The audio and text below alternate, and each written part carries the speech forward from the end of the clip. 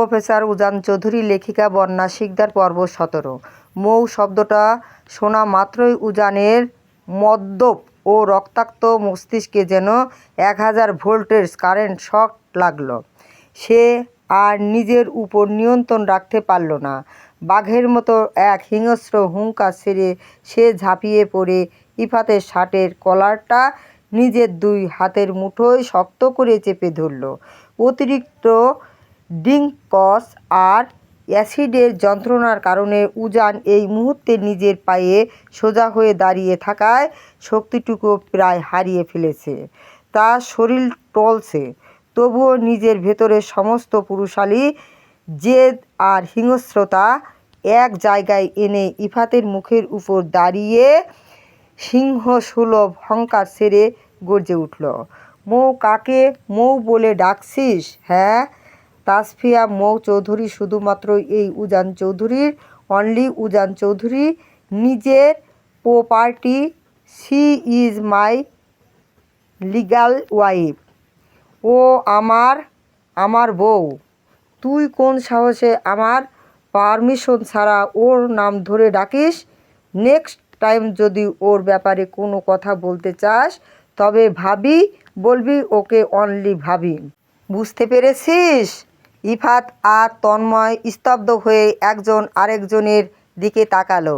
যে ছেলেটা এতদিন মৌকে নিজের বউ বলে স্বীকৃতি দেয়নি, সে আজ মদ্যপ অবস্থায় বুক চিরে চিৎকার করে বলছে মৌ নাকি তার লিগ্যাল ওয়াইফ।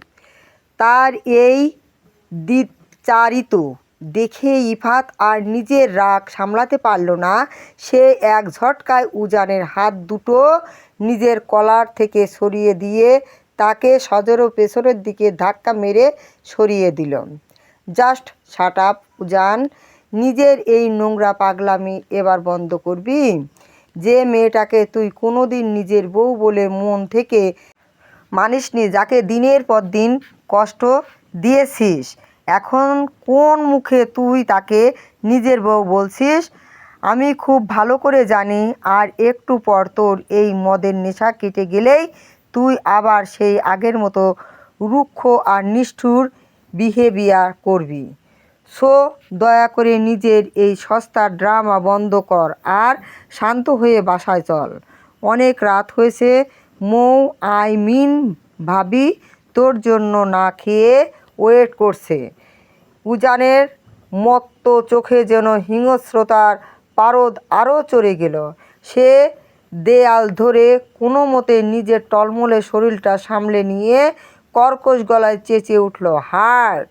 কিসের হার্ট? হ্যাঁ, এই মেয়েটাকে যখন আমি সামান্য একটু কথার আঘাতে হার্ট করি তখন তোদের দরদ উতলে ওঠে, তোদের চোখে সেটা খুব বড় করে পড়ে। অথচ ও যখন দিনের পর দিন আমার ইগোতে আঘাত করে, অন্য একটা পুরুষের বুকে গিয়ে ঝাঁপিয়ে পড়ে, আমাকে ক্ষতবিক্ষত করে, তখন তোদের সেই অন্ধ চোখে সেটা কেন পড়ে না বল?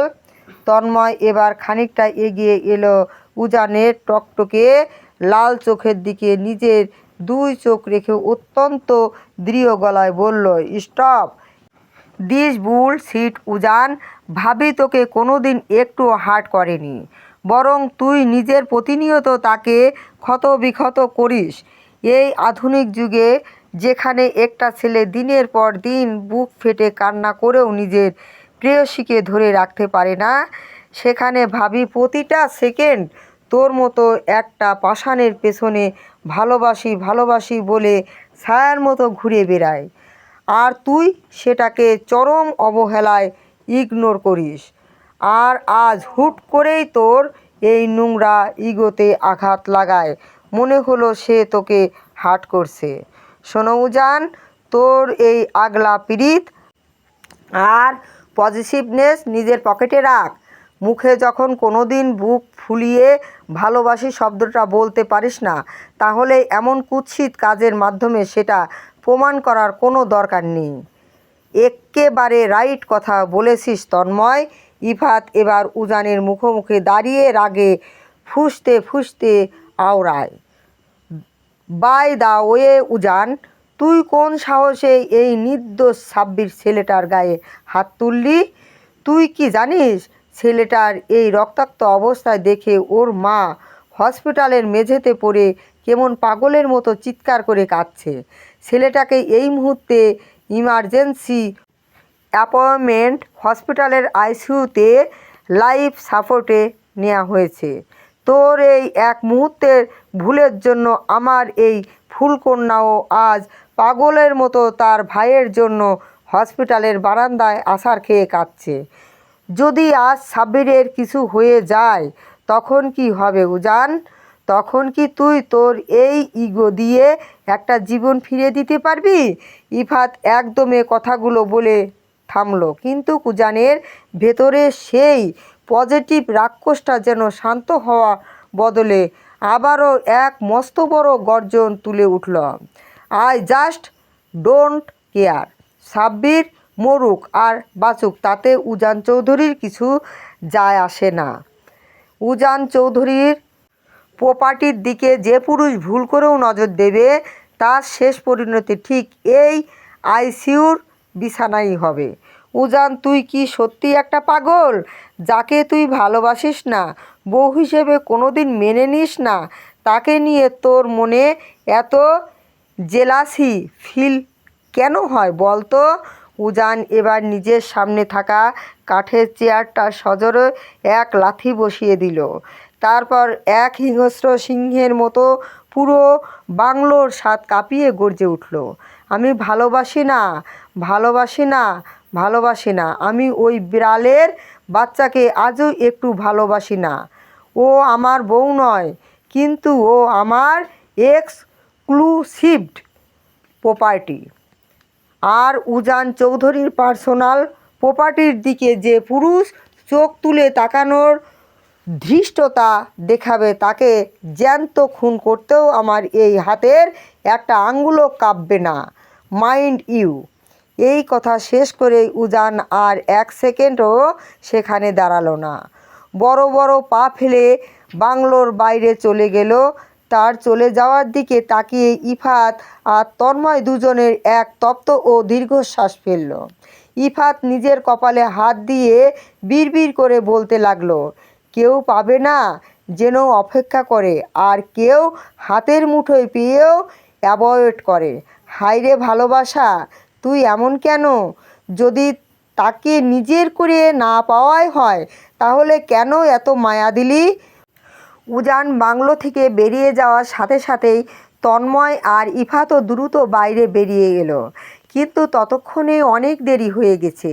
উজান তার হাই স্পিড বাইকটা নিয়ে স্টান্ট দিয়ে ঝড়ের গতিতে হাইওয়ের দিকে বেরিয়ে গেছে। এই মুহূর্তে উজানকে নিয়ে তাদের দুজনের মনেই ভীষণ টেনশন ও ভয় হতে লাগলো। ছেলেটা মাথা ঠান্ডা থাকলে যেমন শান্ত ও ভদ্র, মাথা গরম হলে তার চেয়ে 1000 গুণ বেশি ভয়ঙ্কর ও সাইকো রূপ ধারণ করে। ইফাতের সবচেয়ে বেশি ভয় হচ্ছিল মৌকে নিয়ে।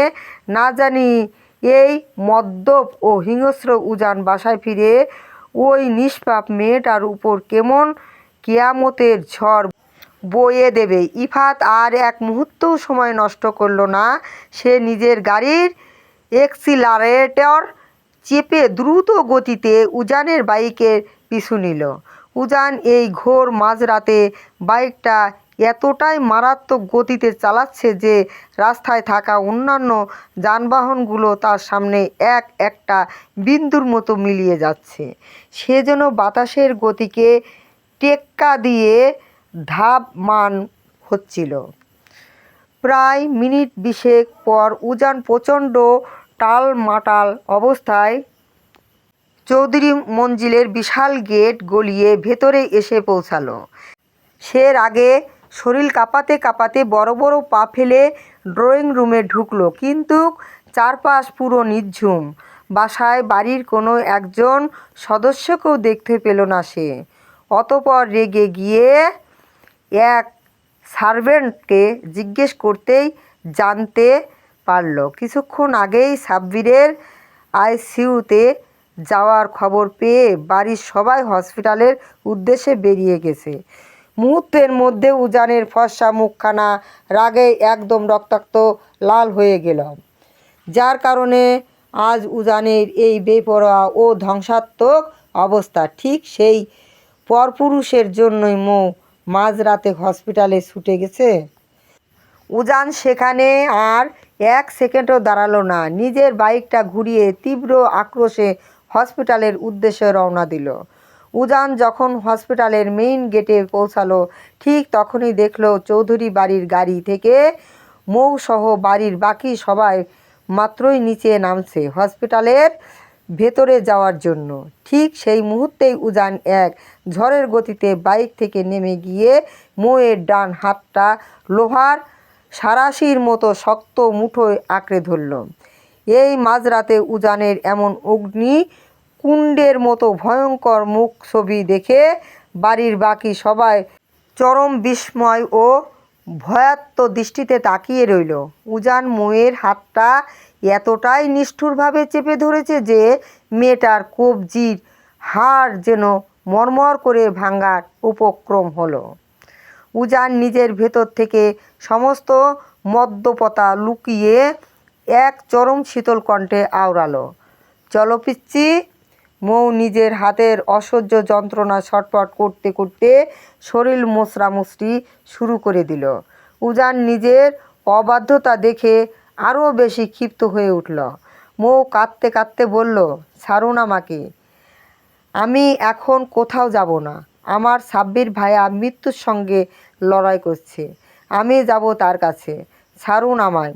মৌয়ের মুখ থেকে অন্য ছেলের জন্য এমন আকুতি শোনা মাত্রই উজান নিজের বাম হাত দিয়ে মৌয়ের থুতনিটা সজোরে চেপে ধরে বাঘের মতন গর্জন করে উঠল, তোর কাছ থেকে পারমিশন নিতে আমি এখানে আসিনি, কিংবা তোকে হাত জোর করে রিকোয়েস্ট করে বাড়ি নিয়ে যেতেও চৌধুরী আসেনি। আমি যা বলবো তোকে ঠিক সেটাই করতে হবে।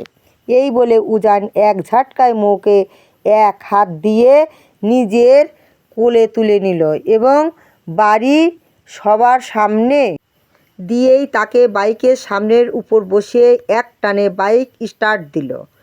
তার এমন আকস্মিক ও অহংকারী কাণ্ড দেখে উপস্থিত সবাই পুরো স্তব্ধ ও নির্বাক হয়ে দাঁড়িয়ে রইল। আরিফুল চৌধুরী রাগে নিজের দাঁতে দাঁত চেপে ধরে বললেন, দেখছো মৌসুমি, তোমার আদুরের ছেলেটা দিন দিন কেমন জানোয়ার আর অমানুষ হয়ে উঠেছে। ভরা রাস্তার মাঝে হসপিটালের সামনে চৌধুরী বাড়ির বৌমার গায়ে ওভাবে হাত তুলতে ওর একটুও বাধল না। মৌসুমি চৌধুরী একদম চুপ হয়ে গেলেন। তিনি নিজেও কিছুতেই মাথা খাটিয়ে বুঝতে পারছেন না তার শান্ত ভদ্র প্রফেসর ছেলেটা হঠাৎ এমন সাইকোপ্যাথের মতো বিহেভিয়ার কেন করছে। কিছুক্ষণের মধ্যেই উজান মৌকে নিয়ে ঝড়ের গতিতে বাসায় এসে পৌঁছালো। মৌ পুরোটা রাস্তা কাঁদতে কাঁদতে তার কোল থেকে ছুটে যাওয়ার জন্য হাত পা ছুড়লেও কোনো লাভ হলো না। উজান তাকে এক হাতে পাজাকোলা করে তুলে নিয়ে নিজের বেডরুমে ঢুকলো এবং দরজায় লাথি মেরে লক আটকে দিয়ে মৌকে ধপাস করে বিছানায় শুয়ে ফেলে দিল। মৌ বিছানার পরেই ততক্ষণে তীব্র চিৎকার দিয়ে কেঁদে উঠল, আপনি আমাকে কেন জোর করে এখানে নিয়ে আসলেন? আপনি জানেন ওইখানে আমার সাব্বির। মৌয়ের মুখের বাকি কথা শেষ হওয়ার আগেই উজান ক্ষিপ্ত হয়ে তার উপর বাঘের মতো ঝুঁকে পড়ে বলল, জাস্ট শাট আপ। তোকে বলেছি তুই ওই বালের নাম নিজের মুখে আনবি না, তবুও কেন মুখে আনলি? তুই ওই উজান চৌধুরীর বিয়ে করাবো, তাহলে কোন সাহসে তুই আমার পারমিশন না নিয়ে এই মাঝরাতে বাসা থেকে বের হলি? হ্যাঁ? মৌ নিজের চোখের জল মুছতে মুছতে চোখ দুটো বড় বড় করে উজানের এই হিংস্র রূপের দিকে তাকিয়ে রইল।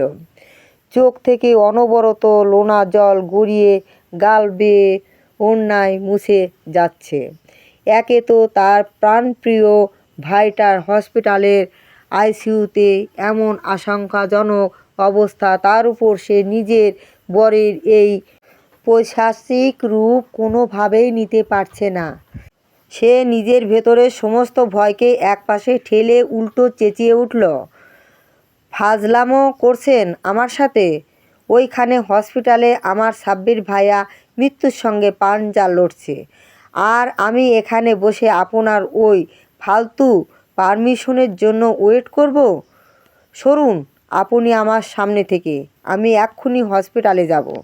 মৌ বিছানা থেকে নেমে যেই না দরজার দিকে যেতে চাইল, উজান তার পথ আটকে যমদূতের মতো সামনে দাঁড়িয়ে গেল।